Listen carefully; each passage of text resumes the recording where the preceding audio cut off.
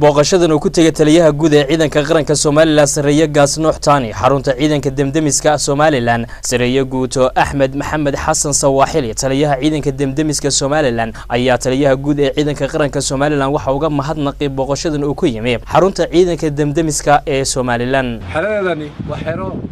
dabdamis waxaanu barnaa cilmiga dabdamiska cilmiga IT-ga cilmiga first aid-ka iyo cilmiga electricity-ga afarta shay waan dhignaa nimankani hor taagan waa nafto huriyaal ilaa maalintan aasaasanay ilaa maanta 997 dab baanu baqtinay ilaa dhowr iyo 50 qofna waan soo nabadgelinay hawsha qarankana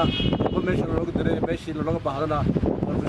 Sareeye Gaas Nuux Taani ayaa waxa uu faahfaahin ka bixiyay ujeedada kormeerkan uu ku tagay xarunta ciidanka damdamiska Soomaaliland aad baan ugu hambalyeynaa hawsha haysan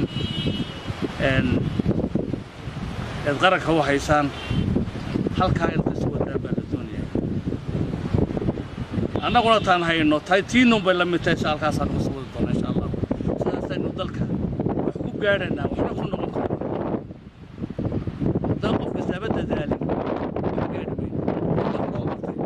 iskama imaano rag baa horumariyay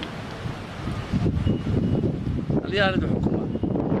lacag uu haystay meel uu ka shaqeynay madaxna uu ahaa ninka waxa halkan keenay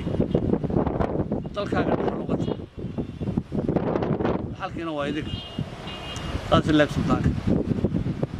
iyo ragga kale la shaqeeyaa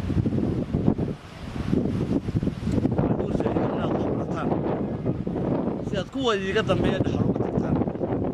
yaa idin rajeynaya